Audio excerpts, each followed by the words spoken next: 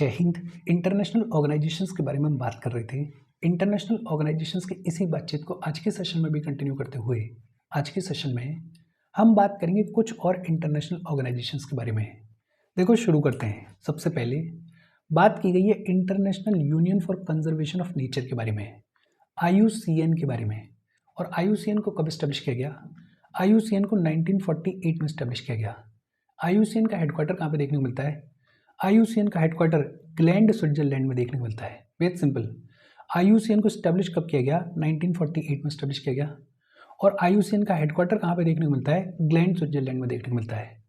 IUCN का objective क्या है? नाम से क्लियर है, नेचर और बायोडाइवर्सिटी को कंजर्व करना, डेवलपमेंट को प्रमोट करना, एनवायरमेंटल प्रोटेक्शन को इंश्योर करना, बायोडाइवर्सिटी और कंजर्वेशन में रिसर्च एंड डेवलपमेंट को कंडक्ट करना, और इसके अलावा पब्लिक अवेयरनेस को रेज करना। ये जो IUCN है ये कई सारे रिपोर्ट्स और प्रोजेक्ट्स को अंडरटेक करता है। जैसे आपने सुना होगा red list of threatened species के बारे में। ये जो red list of threatened species है इसको कौन पब्लिश करता है? इसको IUCN पब्लिश करता है। इसके अलावा IUCN एक ग्रीन लिस्ट भी पब्लिश करता है। और IUCN की ये जो ग्रीन लिस्ट है इसमें बात की जाती है about the well managed protected areas. फिर वर्ल्ड कंजर्वेशन कांग्रेस, इसको भी कौन ऑर्गेनाइज करता है? इसको भी IUCN ऑर्गेनाइज करता है। और इंडिया जो है वो IUCN का मेंबर है। इंडिया और IUCN दोनों कोलैबोरेट करते हैं बायोडाइवर्सिटी कंजर्वेशन के ऊपर। इजी और सिंपल सी बातचीत है। देखो IUCN इसको स्टैब्लिश कब किया गया? 1948 में स्टैब्लिश किया गया। IUCN का हेडक्वार्टर कहाँ पर है? ग्लैंड, स्विट्जरलैंड में हेडक्वार्टर देखने को मिलता है IUCN का। IUCN का ऑब्जेक्टिव क्या है? नेचर एंड बायोडाइवर्सिटी को कंजर्व करना। ये जो IUCN है ये कई सारे इंपॉर्टेंट रिपोर्ट्स को पब्लिश करता है। जैसे red list of threatened species, इसको कौन पब्लिश करता है? IUCN करता है। IUCN एक ग्रीन लिस्ट को भी पब्लिश करता है। और वर्ल्ड कंजर्वेशन कांग्रेस, इसको भी कौन ऑर्गेनाइज करता है? IUCN करता है। और इंडिया जो है वो IUCN का मेंबर है। इसके बाद बात की गई है इंटरनेशनल बिग कैट अलायंस के बारे में। इंटरनेशनल बिग कैट अलायंस अपने आप में इंपॉर्टेंट है। इंपॉर्टेंट क्यों है? बिकॉज इसको इंडिया ने लॉन्च किया 2023 में। हमारा जो प्रोजेक्ट टाइगर है उसकी 50th एनिवर्सरी थी। इस एनिवर्सरी के मौके पे इंडिया ने इंटरनेशनल बिग कैट अलायंस को लॉन्च किया। और ये जो इंटरनेशनल बिग कैट अलायंस है इसका हेडक्वार्टर भी कहाँ पर है? इसका हेडक्वार्टर इंडिया में है। ये जो इंटरनेशनल बिग कैट अलायंस है इसको इनिशियली 3 कंट्रीज ने ज्वाइन किया। कौन कौन सी? एक निकरगुआ, एक एस्तावनिया और एक सोमालिया। और ये जो इंटरनेशनल बिग कैट अलायंस है इसका एम क्या है? इसका एम है जो 7 बिग कैट स्पीशीज देखने को मिलती हैं, ये जो 7 बिग कैट स्पीशीज देखने को मिलती हैं इनके कंजर्वेशन को इंश्योर करना, इनके हैबिटेट को प्रोटेक्ट करना और इसके रिगार्डिंग ग्लोबल कोऑपरेशन को एनहेंस करना, ग्लोबल कोऑपरेशन को इंश्योर करना। 7 बिग कैट स्पीशीज कौन कौन सी देखने को मिलती हैं? एक टाइगर देखने को मिलता है, दूसरा लायन देखने को मिलता है, तीसरा लेपर्ड देखने को मिलता है, चौथा स्नो लेपर्ड देखने को मिलता है, 5वां चीता देखने को मिलता है, 6वां जगुआर देखने को मिलता है और 7वां पूमा देखने को मिलता है। इंडिया में 5 बिग कैट स्पीशीज देखने को मिलती हैं, 2 नहीं देखने को मिलती हैं। कौन कौन सी नहीं मिलती हैं?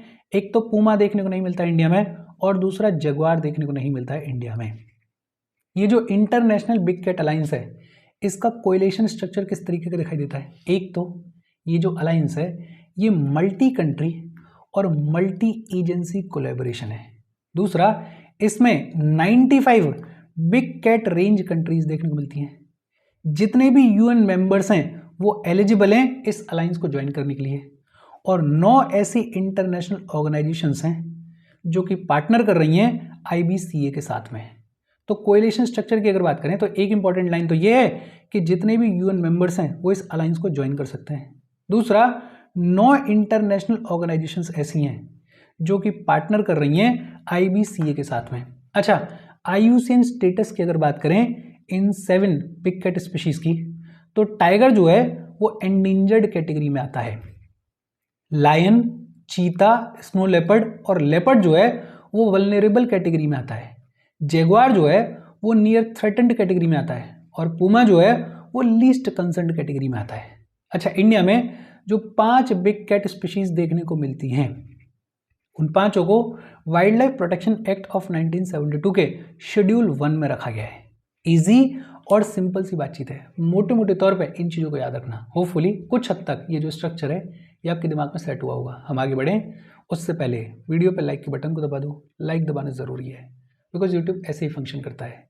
जब आप वीडियो पे लाइक के बटन को दबाते हो तो यूट्यूब वीडियो को कंसिडर करता है और थोड़ा सा पुश कर देता है। तो लाइक का बटन दबा दो, शेयर कर दो अपने सोशल मीडिया हैंडल्स पर, व्हाट्सएप वगैरह पे अपने फ्रेंड्स को। जो भी लोग इसमें इंटरेस्टेड हैं, इससे रिलेटेड पढ़ाई कर रहे हैं, उनको शेयर कर दो। अगर चैनल को सब्सक्राइब नहीं किया है तो फॉर श्योर चैनल को सब्सक्राइब कर लो। और अगर आप केपेबल हो, हेल्प करना चाहते हो, तो आप हमें हेल्प कर सकते हो by clicking on the join button, या फिर आप कंट्रीब्यूट भी कर सकते हो QR कोड को स्कैन करके। अच्छा, इंटरनेशनल बिग कैट अलायंस के बाद में बात की गई है world network of biosphere reserves. ये जो world network of biosphere reserves है, इसको लॉन्च किया गया 1971 में, और इसको लॉन्च किया गया था as part of man and biosphere programme. और ये जो मैन एंड बायोस्फीयर प्रोग्राम है, ये किसका प्रोग्राम है? ये यूनेस्को का प्रोग्राम है।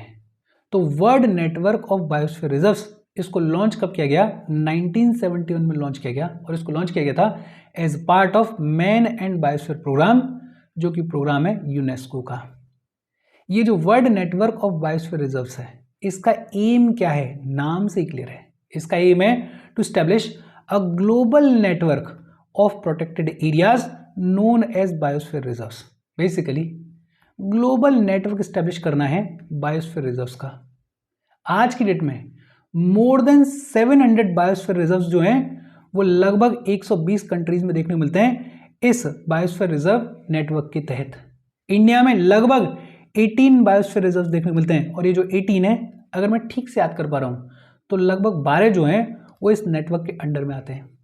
बायोस्फीयर रिजर्व जो है उसको मैनेज कौन करता है? उसको नेशनल और लोकल अथॉरिटीज मैनेज करती हैं, लेकिन इनको मैनेज किया जाता है यूनेस्को के गाइडलाइंस के अकॉर्डिंग।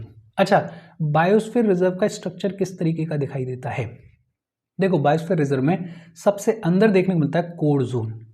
ये जो कोर जोन होता है, इसमें कोई भी ह्यूमन इंटरफेरेंस अलाउड नहीं होता है, कोई भी ह्यूमन एक्टिविटी अलाउड नहीं होती है। हाँ, थोड़ी बहुत रिसर्च परमिट की जा सकती है, लेकिन वो जो रिसर्च है वो हार्मफुल नहीं होनी चाहिए।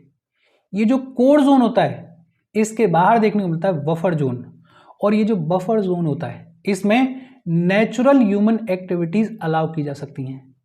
और फिर ये जो बफर जोन होता है, इसके बाहर देखने को मिलता है ट्रांजिशन जोन, और ये जो ट्रांजिशन जोन होता है, ये जोन ऑफ कोऑपरेशन होता है। इसमें वाइड रेंज ऑफ एक्टिविटीज को अलाउ किया जाता है। बहुत सारी ह्यूमन एक्टिविटीज को इस ट्रांजिशन जोन में अलाउ किया जाता है। इजी और सिंपल सी बात है। फिर इसके बाद coalition against wild life trafficking. Coalition against wild life trafficking, इसको स्टैब्लिश किया गया 2005 में। हेडक्वार्टर कहाँ है? वॉशिंगटन DC में। और इसके फाउंडर्स कौन है? कई सारी गवर्नमेंट्स, NGOs और इंटरनेशनल ऑर्गेनाइजेशंस ने मिलके ये जो coalition against wild life trafficking है, इसको फॉर्म किया है। और नाम से ही क्लियर है, इसका एम क्या है? इसका एम है वाइल्ड लाइफ में जो इलीगल ट्रैफिकिंग देखने को मिलती है, उसको कॉम्बैट करना है, उसको खत्म करना है। इसके बाद UN रीड प्रोग्राम। ये जो UN रीड प्रोग्राम है, इसकी फुल फॉर्म क्या है? United Nations programme on reducing emissions from deforestation and forest degradation. United Nations programme on reducing emissions from deforestation and forest degradation, इसको लॉन्च किया गया 2008 में। कब लॉन्च किया गया? 2008 में लॉन्च किया गया। किसने लॉन्च किया? UNDP, FAO और UNEP ने मिलके इसको लॉन्च किया। और इसका एम क्या है? इसका एम है डिफॉरेस्टेशन को रिड्यूस करना है, फॉरेस्ट डिग्रेडेशन को रिड्यूस करना है, सस्टेनेबल लैंड यूज को प्रमोट करना है, और कार्बन स्टोरेज को इंक्रीज करना है। Red help countries reduce emissions from deforestation. ये जो रेड है, ये कंट्रीज की मदद करता है डिफॉरेस्टेशन के थ्रू जो एमिशंस हो रहे हैं उनको रिड्यूस करने में। और एक रेड प्लस देखने को मिलता है। ये जो रेड प्लस है, ये फॉरेस्ट मैनेजमेंट को इम्प्रूव करने के ऊपर काम करता है। इंडिया का रोल क्या है इसमें? इंडिया जो है वो UN रेड में पार्टिसिपेट करता है, और UN रेड की मदद से इंडिया जो है वो फॉरेस्ट मैनेजमेंट के ऊपर ध्यान देता है, कार्बन ट्रैकिंग के ऊपर ध्यान देता है और फॉरेस्ट कवर को इंक्रीज करने के लिए भी कामकाज करता है।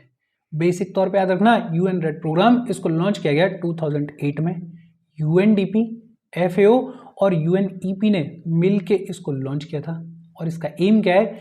इसका एम है डिफॉरेस्टेशन को रिड्यूस करना, फॉरेस्ट डिग्रेडेशन को रिड्यूस करना।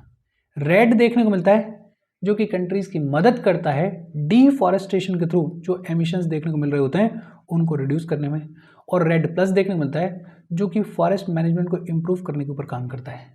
फिर इसके बाद UNCLOS, united nation convention on law of the sea. ये जो कन्वेंशन है ये अपने आप में इंपॉर्टेंट है। United nation convention on law of the sea, UNCLOS, इसको अडॉप्ट किया गया 1982 में। कब अडॉप्ट किया गया? 1982 में। कहाँ पर अडॉप्ट किया गया? मॉन्टेगो बे, जमाइका में इसको अडॉप्ट किया गया। लेकिन ये कन्वेंशन फोर्स में कब आया? 1994 में फोर्स में आया। बेसिकली जब 60 कंट्रीज ने इसको सर्टिफाई कर दिया तो 1994 में ये जो कन्वेंशन है ये फोर्स में आया। United nation convention on law of the sea, इसको अडॉप्ट किया गया 1982 में और ये फोर्स में आया 1994 में। ये जो अनक्लॉज है इसका अपना कोई सेंट्रल हेडक्वार्टर देखने को नहीं मिलता है। इसको एडमिनिस्टर करने का काम किसका है? इसको एडमिनिस्टर करने का काम है यूनाइटेड नेशन का। और इसकी एक की बॉडी देखने को मिलती है, international tribunal for law of the sea. ये जो international tribunal for law of the sea है ये कहाँ पे बेस्ड है? ये हैम्बर्ग, जर्मनी में बेस्ड है। अनक्लॉज का ऑब्जेक्टिव क्या है? एक तो ये जो अनक्लॉज है ये कॉम्प्रिहेंसिव लीगल फ्रेमवर्क तैयार करता है to regulate rights and responsibilities of the states regarding the use of world oceans resources.